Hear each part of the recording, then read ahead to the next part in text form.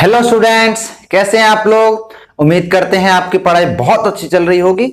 और आज हम पढ़ेंगे ग्राम मॉलिक्यूलर मास और एवोगैड्रो या 1 मोल में कितना, अगर हम उसको नापें यूनिट में, कौन सी यूनिट में, लीटर में। हमने अभी तक नंबर्स में पढ़ा था, अब उसको लीटर्स में देखेंगे।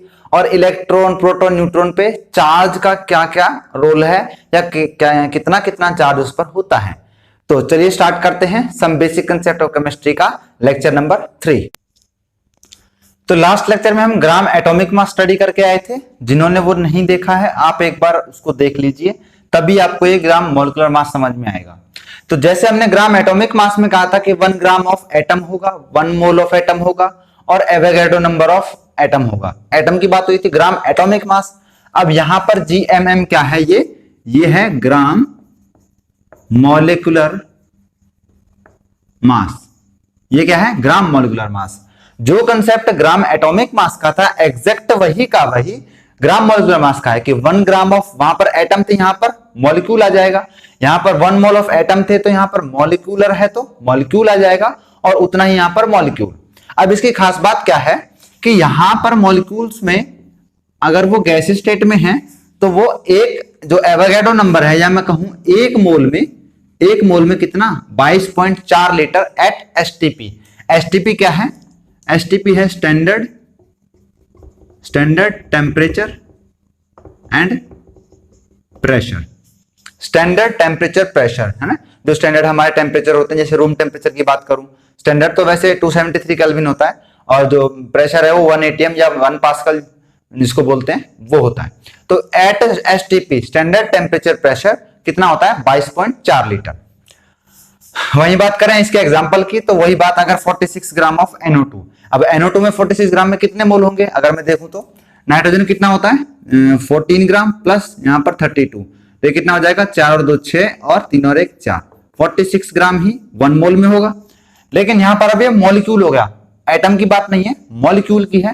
तो ये किसके इक्वल होगा, 1 ग्राम ऑफ मॉलिक्यूल, जो कि 1 मोल ऑफ N2 मॉलिक्यूल। ये N2 भी क्या है, मॉलिक्यूल ही है, मॉलिक्यूल ही तो है। सॉरी NO2 है, ये N2 नहीं है, सॉरी NO2 है ना। और उसके बराबर क्या होगा, एवोगैड्रो मॉलिक्यूल। मतलब एवोगैड्रो का नंबर आपको पता होगा, 6.023 इंटू 10 की पावर 23।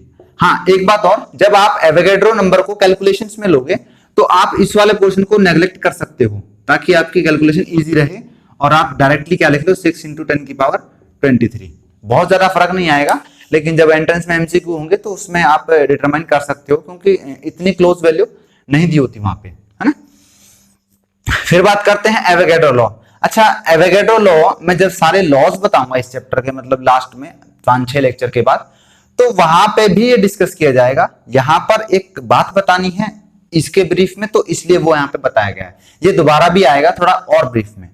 तो अकॉर्डिंग टू एवोगैड्रो भैया क्या बोलते हैं कि जो 1 मोल ऑफ गैस है एट एसटीपी, यानी कि वही स्टैंडर्ड टेम्परेचर प्रेशर, कितना ऑक्यूपाई करेगा, 22.4 लीटर। कोई भी गैस हो, ऑक्सीजन हो, हाइड्रोजन, नाइट्रोजन, अगर वो 1 मोल है तो स्टैंडर्ड टेम्परेचर प्रेशर पर वो 22.4 लीटर ही उसकी जो वॉल्यूम होगी वो एग्जिस्ट करेगी। ये लॉ दिया था हमारे भाई साहब एवोगैड्रो ने, एवोगैड्रोस लॉ के नाम से भी इसको जाना जाता है। एग्जाम्पल के तौर पे देख लो, 1 मोल ऑफ अमोनिया होगा तब भी 22.4 लीटर है, 1 मोल ऑफ नाइट्रोजन होगा तब भी 22.4 लीटर है, 1 मोल ऑफ सल्फर ट्राइऑक्साइड होगा तब भी 22.4 लीटर है। अब देखना ध्यान से, क्या इनके मॉलिक्यूलर मास में फर्क है। हाँ, अमोनिया कितना होता है, 17 ग्राम, नाइट्रोजन कितना होता है, 28 ग्राम, सल्फर ट्राइऑक्साइड कितना होता है, 16 दूनी 32 और 16 × 48, 8 और 2 10 की 0 हासिल 4, 4 और 4 8, इसका 80 ग्राम। तो देखो मॉलिक्यूलर मास में कितना फर्क है, 17 ग्राम, 28 और 80 ग्राम। लेकिन फिर भी 1 मोल में ये कितना वॉल्यूम ऑक्यूपाई करेंगे, 22.4 लीटर। ये फिक्स्ड है और ये लॉ है, किसके द्वारा दिया गया है, एवोगैड्रो कांस्टेंट, उसको भी बोलते हैं एवोगैड्रो नंबर। अब एवोगैड्रो ने उसके बाद क्या बताया कि इक्वल, ये उसी का एक तरह से पोस्टुलेट है, कोई ना मैं इसको सीक्वेंस में भी लिखवा दूंगा जब लॉज लिखवाऊंगा, डोंट वरी। तो equal volume of all gases at STP contain equal number of molecule. अब ये क्या बोल रहा है कि वहां पर ये तो बोला था कि उसकी वॉल्यूम 22.4 लीटर होगी, ये बात तो ठीक है, लेकिन ये बात उससे अलग है। क्या बोला है कि इक्वल वॉल्यूम, उनकी वॉल्यूम इक्वल होगी तो जो एचटीपी पे उनके पास नंबर ऑफ मॉलिक्यूल भी सेम रहेंगे, इक्वल रहेंगे, है ना, कि equal number of molecule also, यहां पर ऑल्सो भी लिख सकते हो, है ना, equal number of molecule also, मतलब कि अगर 1 मोल है तो वॉल्यूम इक्वल होगी, और वॉल्यूम इक्वल है तो उनकी नंबर ऑफ मॉलिक्यूल्स भी सेम होंगे। क्लियर। अब बात आती है क्रिटिकल टेम्परेचर की, इस पर भी आप स्टार लगा के लिख लीजिए, ये कंसेप्ट आपको लिख देता हूं मैं चैप्टर का नाम, states of matter. States of matter में ब्रीफ में मिलेगा, यहां पर मुझे छोटा सा कंसेप्ट बताना था, इसलिए मैं थोड़ा कंबाइन करके पढ़ा रहा हूं। टीसी, टीसी के नाम से बोलते हैं इसको, या फिर यहाँ पे सीटी भी लिख देते हैं, क्रिटिकल टेम्परेचर, जहां पर इक्वेशन क्या है 8a/27 RB। RB आप पढ़ोगे PV = nRT, जो आइडियल गैस इक्वेशन होती है उसमें, है ना, गैस कांस्टेंट जो होता है, और A और B भी यहां पर कांस्टेंट है। तो इस इक्वेशन को आप अभी तो थोड़ा थोड़ा देखते रहोगे तो धीरे धीरे याद हो जाएगी, आगे जाके इसका बहुत काम है। बात क्या है मेन कि क्रिटिकल टेम्परेचर, क्रिटिकल टेम्परेचर है क्या? क्रिटिकल टेम्परेचर एक ऐसा पॉइंट है कि जिसके ऊपर थोड़ा सा हल्का सा ऊपर चले जाओ तो कोई और फेज आ जाएगी उस मॉलिक्यूल की या उस गैस की या जो भी अपने पास सब्सटेंस है, और उस क्रिटिकल टेम्परेचर से नीचे की तरफ आ जाओ या उससे कम हो जाए तो वहां पर कुछ और हो जाएगा, है ना। यानी कि एक ऐसा पॉइंट है कि जहां से थोड़ा भी ऊपर नीचे हुआ तो उसमें जो उसकी स्टेट है उसमें परिवर्तन आ जाएगा। जैसे कि अगर क्रिटिकल टेम्परेचर से ऊपर गई कोई भी मतलब सब्सटेंस है, हर सबका अलग अलग क्रिटिकल टेम्परेचर फिक्स है, तो अगर वो उससे ऊपर जाता है तो वो गैसियस फॉर्म में आ जाता है, और अगर वो बिलो द क्रिटिकल टेम्परेचर रहता है तो वो वेपर फेज में आ जाता है। वेपर फेज आप समझते होंगे, भाप वाला, थोड़ा सा मतलब जिसमें आपको लिक्विडिटी मिल जाएगी, और ऊपर चला जाएगा उससे तो गैस में आ जाएगा, कोई दिक्कत नहीं।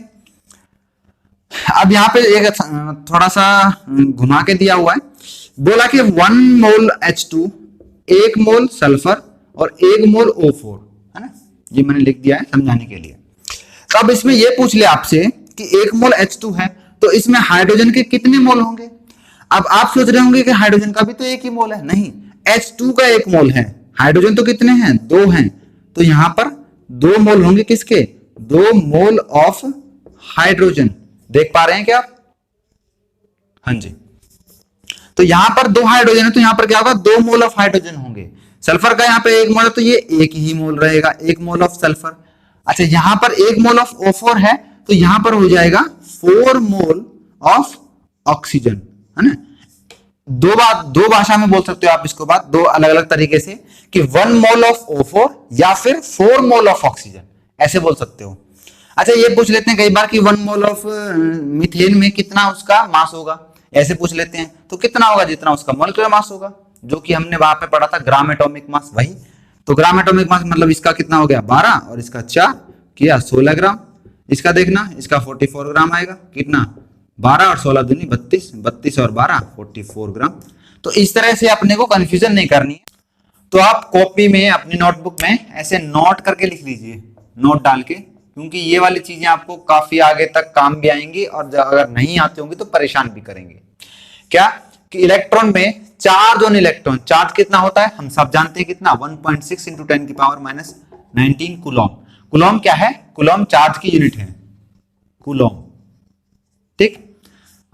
12th में इलेक्ट्रोस्टैटिक में भी कूलॉम्स लॉ आएगा तो वहां पर आपको आसानी रहेगी पढ़ने में, अगर पहले से समझ लोगे तो कितना होगा, चार्ज ऑन इलेक्ट्रॉन 1.6 × 10⁻⁻19 कूलॉम। अच्छा, 1 मोल में क्या होगा, 1 मोल में क्या कर दूं मैं, 1.6 × 10⁻⁻19 इंटू एवोगैड्रो नंबर। 1 मोल में तो यही होता है, एवोगैड्रो नंबर मतलब साफ साफ लिखो सर, तो 6.023 × 10⁻23, क्योंकि हमें कैलकुलेट करना है तो हम इसको राउंड ऑफ कर लेते हैं। क्या लिख दिखा ले, 6 × 10⁻23। आप इसको सॉल्व करोगे तो आएगा आपका 964,472, ये आएगा 96,472, जो कि लगभग है 96500 के 96,500 कूलॉम। 96,500 कूलॉम में ही 1 फैराड चार्ज होता है, 1 फैराडे, है ना, 1 Faraday, 1 Faraday equal to 96500 coulomb, है ना। तो हम ये कह सकते हैं कि 1 मोल ऑफ इलेक्ट्रॉन पे कितना चार्ज होता है, 1 फैराडे। क्लियर। फिर बात आती है मास ऑफ इलेक्ट्रॉन की। मास ऑफ इलेक्ट्रॉन को आपको अच्छे से पता होगा, 9.1 × 10⁻31 किलोग्राम, ये पढ़ा होगा आपने। फिर मास ऑफ 1 मोल इलेक्ट्रॉन की बात आती है तो कुछ नहीं, 9.1 इंटू 10 की पावर -31 इंटू एवोगैड्रो नंबर, जो कि कितना है, राउंड ऑफ करके 6 इंटू 10 की पावर 23। अब इसको सॉल्व करोगे तो आपका लगभग आएगा लगभग 0.55 मिलीग्राम। ठीक है, क्या क्या हमने अभी क्या क्या सीखा कि चार्ज पे एक इलेक्ट्रॉन पे कितना चार्ज होता है, 1.6 इंटू 10 की power -19 coulomb. 1 mole of electron पे 1 फेराड, यही याद करना है, सिंपल। फिर मास ऑफ 1 इलेक्ट्रॉन, ये याद करना है, 9.1 10 की पावर -31। और फिर mass of 1 mole of electron कितना होता है, 0.55 मिलीग्राम। इलेक्ट्रॉन का खत्म। अब पढ़ते हैं प्रोटॉन के बारे में कि charge on 1 mole of proton, आंख मीच के अभी आप निकाल के आए हो, क्योंकि चार्ज तो उस पे भी इतना ही होगा प्रोटॉन पे, बस यहाँ पे नेगेटिव है, यहाँ पर नेगेटिव होगा, तो यहाँ पर पॉजिटिव 1.6 × 10 की पावर -19 होगा। बोलो, अब 1 मोल पे है तो सीधा इसको किसके एवोगैड्रो नंबर से मल्टीप्लाई किया, जो कि कितना आएगा, 1 फेराडे। कोई दिक्कत नहीं, बस वो पॉजिटिव होगा। फिर बताते हैं मास ऑफ प्रोटॉन की। मास ऑफ प्रोटॉन होता है 1.67 इंटू 10 की पावर -24 ग्राम। और अगर बात करोगे mass of 1 mole of proton तो कितना आएगा, 1.67 10 की power -24 gram into Avogadro number. तो ये सॉल्व करके आएगा 1.0089। अब आप जानते होंगे ये मास, ये किसका है, मास ऑफ हाइड्रोजन। तो आज के लेक्चर में सिर्फ इतना ही। उम्मीद करता हूं आपने कुछ सीखा होगा, और नेक्स्ट लेक्चर में आपको एक छोटा सा होमवर्क देना चाहता हूं मैं, कि आप ये जो मोल कंसेप्ट है इसको थोड़ा सा दिमाग में बिठा लें। नेक्स्ट लेक्चर में इसकी हम दबा के प्रैक्टिस करेंगे ताकि दिमाग में बैठ जाए।